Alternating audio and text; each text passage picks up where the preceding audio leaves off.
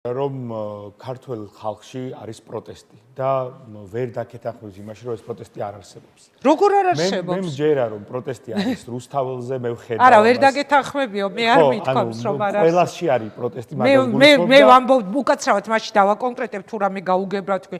მე მეთქი კითხვები მაქვს იმ ადამიანებთან, ვისაც ცოცხალ ადამიანებს ვიცნობდი და დღეს არ ადარდებთ რა. დღეს მაგალითად არ ადარდებთ მალხაზ მაჩალიკაშვილის დარდი. დღეს არ ადარდებთ მაგალითად ის რომ ლუკას სირაძის საქმეზე დაჭერილი პოლიციელი მალევე გამოუშვეს და მერე სადღაც დააწინაურეს კი არა რაღაც სამსახური უშოვეს სასწრაფო წესით და დაასაქმეს და ძალიან ბევრი ასეთი რა. მე მგონია ადარდებთ მაინც მჯერა ამის გულწრფელად და მე მჯერა რომ ქართველი ხალხი ყოველთვის იყო და წერან რომ გადარჩენაზე საუბრობდით იმან გადაგვარჩინა საბოლოო ჯამში რომ ქართველები საბოლოოდ ვახერხებდით ყოველთვის ერთ გუნდად შეკვრას და ყოველთვის ეს ჩვენი რაღაც დევიზი რომელიც ბოლო დროს გამოჩნდა ხო მარკეტინგულად ჩვენ მართლა ერთი გუნდი ვართ. უბრალოდ ეს პროტესტი არის რუსთაველზე, ეს პროტესტი არის ბალდაში, ეს პროტესტი არის ჭიათურაში, ეს პროტესტი არის კიდევ მრავალ ადგილას. ეს პროტესტი აქვს ადამიანს რომელიც აფთიაქი შედის და ცუდად ხდება იმ კატასტროფული ფასებისგან რომელსაც ხედავს. ეს პროტესტი არის მშობელში რომელმაც იცის რომ ამ ახალი დეფორმის განათლების დეფორმის შედეგად მისი შვილმა შეიძლება ვერ მიიღოს ევროპული განათლება.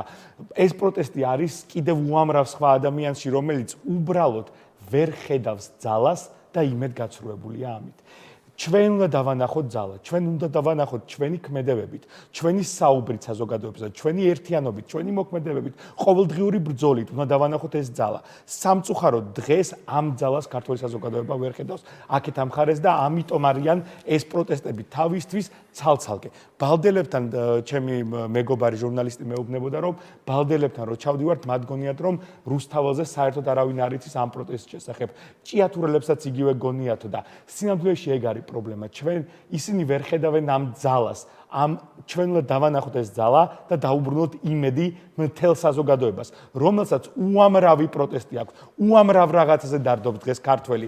მათ შორის იმაზეც დარდობს, რომ ქუჩაში სახეში ურტყამდნენ სპეცრაზმელები ბავშვებს ფეხებს. იმაზე დარდობს, რომ იჭერენ უსამართლოდ მის ნაცნობებს, ახლობლებს და ასე შემდეგ. მალხაზ მაჩალიკაშვილიც ადარდებს. უბრალოდ აქეთ ამ მხარეს ვერ ხედავენ ძალას, რომელიც ჩვენ უნდა დავანახოთ. ჩვენი ვალდებულება ყველას, ვინც დავრჩით პროტესტში, ვინც აქტიურად მოქმედებს, ჩვენ უნდა ერთად დავანახოთ ძალა ქართველ ხალხს და კიდევ ერთხელ დავანახოთ, რომ ძალა ხალხშია. რომ ხალხი წყვეტს ამ ქვეყანაში ყველაფერს და ყოველთვის გადაწყვეტს. უბრალოდ ამისთვის საჭიროა სისტემური მუშაობა. სისტემური მუშაობა საზოგადოებასთან. ამას ვამბობთ 1 წლის წინ, ამას ვამბობთ 2 წლის წინ. არ ვიცი მე სულ ამას ვამბობთ რომ რაღაც ეხლა მაგის დრო არ არის. მე მგონია ეხლა არის მაგის დრო.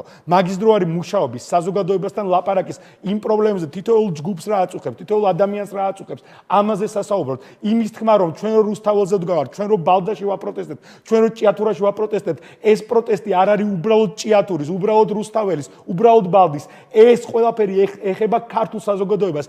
ყველას ჩვენ გვაწუხებს, ყველას გვაწუხებს სოციალური პრობლემები, ყველას გვაწუხებს ეკონომიკური პრობლემები და ეს ეკონომიკური და სოციალური პრობლემები ზუსტად იქიდან მოდის, რასაც ქართული ოცნება ქვია. ქართულმა ოცნებამ შექმნა კორუფცია, რომელიც გვართმევს ყოველდღიურად შესაძლებლობას, რომ განვითარდეთ და ვიცხოვროთ ნორმალურად. ქართულმა ოცნებამ შექმნა ის, რომ 10,000-ობით კი არა 100,000-ობით ქართველი ტოვებს საქართველოს და მიდის ევროპაში თუ დასავლეთში. ისინი მან დასასვენებლად კი არ მიდიან. ისინი მძიმე შრომისთვის მიდიან, იმიტომ რომ კაპიკი იშოვენ, იმიტომ რომ აქ ვერ ნახეს შესაძლებლობები. იმიტომ შენდება საქართველოში არაბული ქალაქები, რომ ზუსტადაც ქართული ოცნებაა ხელისუფლებაში და იმიტომ ხდება უამრავი რამ, რაც თითოეულ ქართველს აწუხებს. მე დარწმუნებული ვარ, იმიტომ რომ ქართული ოცნებაა ხელისუფლებაში და ჩვენ უნდა ვიპოვოთ ჩვენ თავში ის ძალა, რომელიც ამ საზოგადოებას გაერთიანებს. მადლობა ილია და ბოლოს როგორც ყოფილ დიპლომატს ისე დაგისვამთ კითხვას